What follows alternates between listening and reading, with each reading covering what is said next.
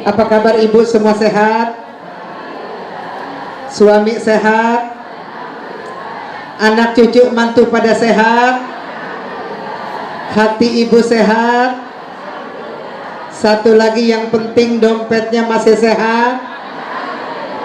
Alhamdulillah, barokah. Alhamdulillah, saya melihat wajah-wajah ceria. Inilah wanita-wanita solihah, bidadari-bidadari syurga yang kelak akan bersama Rasulullah dengan syafaatnya masuk surga. Dengan amaliyah dan rahmat Allah kita bisa datang ke surganya, amin.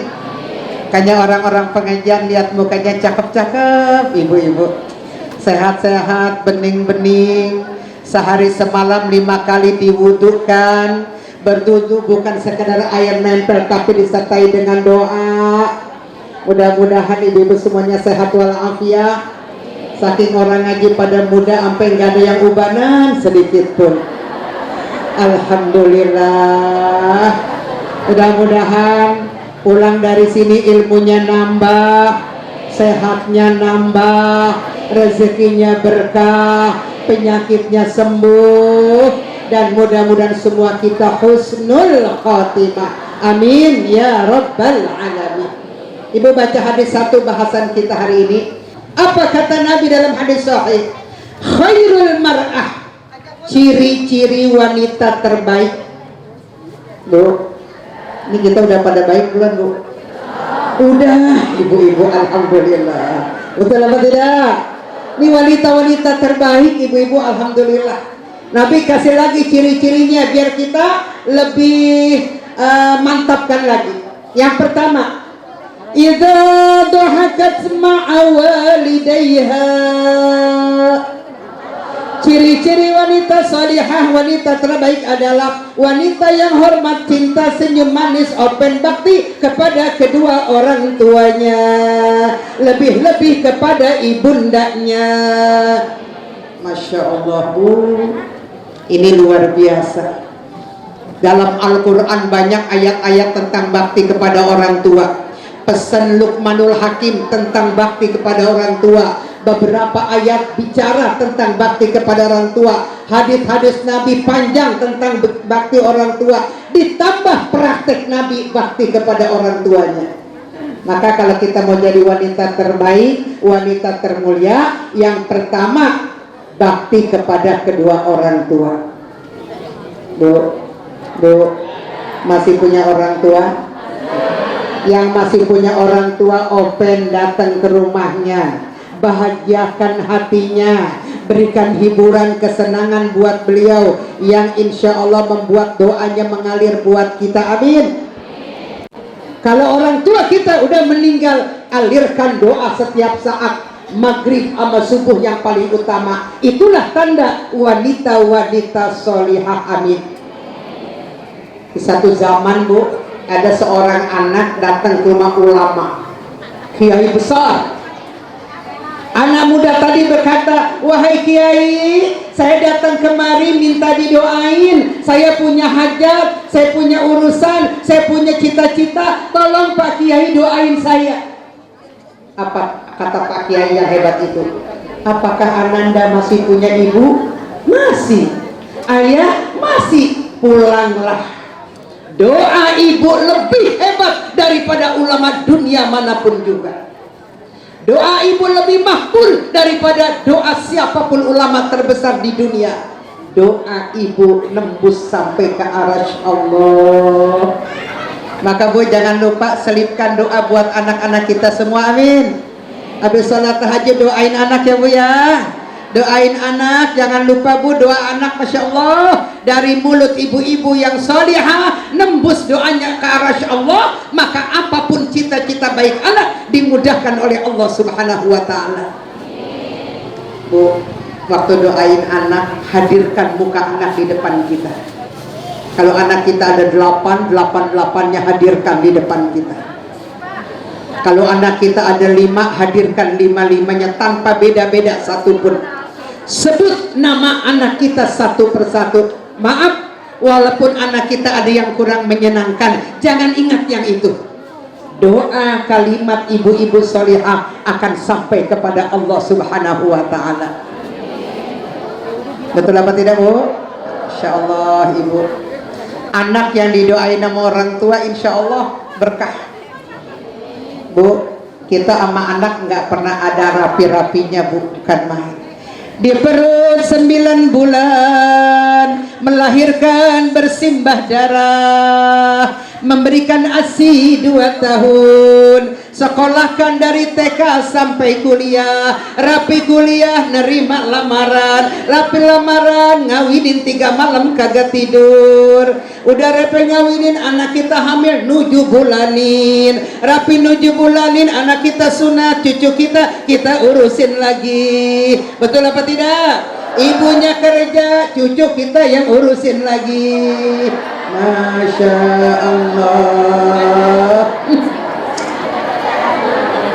Maka kalau ada anak nggak bakti kepada orang tua, dosa besar. Begitu kata Rasulullah Sallallahu Alaihi Wasallam.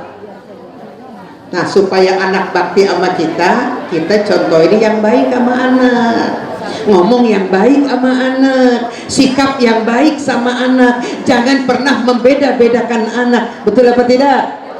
Doaul walidi li waladihi ka doain nabi li ummatihi. Doa orang tua buat anak manjur makbul kabul, seperti halnya makbulnya manjurnya doa Nabi buat umatnya. Masya Allah Ibu yang kami muliakan, ketika datang anak mama cium tangan mau kuliah pamit, kira nggak Bu? Kayak surga rasanya. Anak cium tangan mau pergi kuliah, gembira. Dia pulang dari mana-mana, kita ada di rumah, dia cium tangan lagi, bangga. Anak datang sama suaminya sama cucunya 4 malam minggu ke rumah kita, kagak bawa apa-apa, girang kita ibu-ibu. Apalagi bawa teng-tengan yang banyak, alhamdulillah.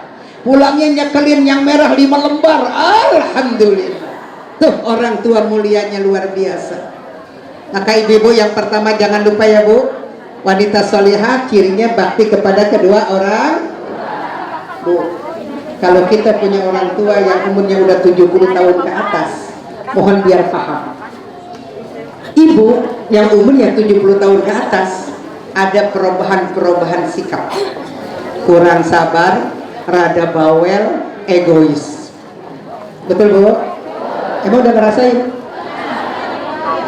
Kalau kita menghadapi orang tua yang di atas 80, kurang sabar, rada egois, mau menang sendiri, anak diem, jangan jawab apa-apa, diem. Apa kata emak, diem.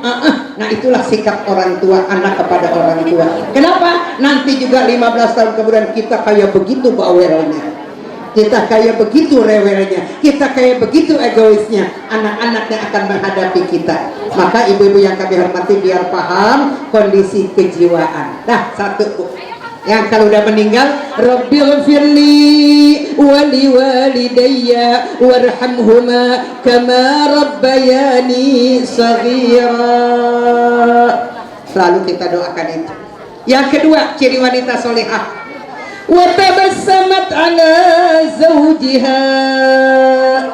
Yang pertama bakti kepada orang tua, yang kedua senyum manis, open, hargai, hormati suami. Amin.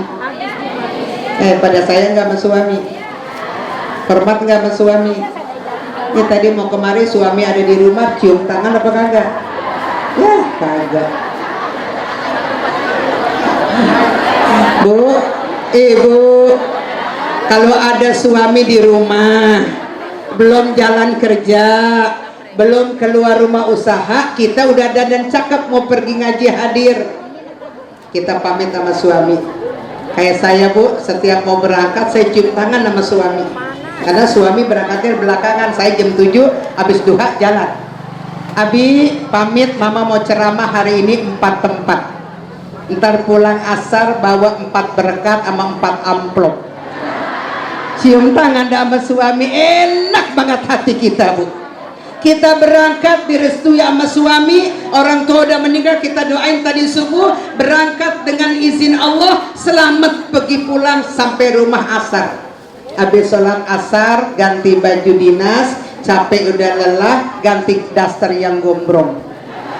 Di kamar sendiri ngitung amplop. Bu, tuh amplop 4 udah ada rezeki aturan Allah. Yang 2 amplop masukin di kaleng celengan buat anak yatim saya beli baju lebaran. Karena di rumah saya ada anak yatim 280. Gurunya ada 3, pengasuhnya gurunya ada 20. Gratis free semuanya, udah 18 tahun. Yang 1 amplop buat supir, buat bensin, buat jalan tol. Yang 1 amplop buat beli vitamin sama bedak sama lipstick. Habis juga tuh 4 amplop. Tapi yang 2 amplop akan menjadi kunci buat masuk ke surga.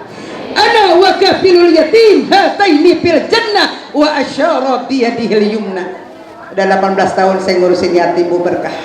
Alhamdulillah gratis, semuanya free sampai masuk perguruan tinggi karena saya punya kampus. Jadi di atas tanah 8 hektar ada sekolah besar, itu muridnya 3.000 siswa dari TK sampai SMA, SMK, malamnya kampus kuliah. Itu berkahnya ngurusin anak yatim. Bu, yang kedua bakti sama orang tua pertama, yang kedua senyum manis, open cinta sama suami. Insya Allah ya Bu ya. Ada yang nanya di pojokan, Ustazah kalau suami saya kagak sholat bagaimana? Suami saya raja bandar bagaimana? Emang kita kudu bakti sama suami? Bakti juga. Masya Allah Ibu, bukan main. Dalam hal urusan hablum minanas tetap kita masih bakti, hormat, cinta, openi sama suami. Urusan sholat atau tidaknya nasehatin terus sampai betul-betul mantap, kemudian hidayah datang dari Allah Subhanahu wa ta'ala.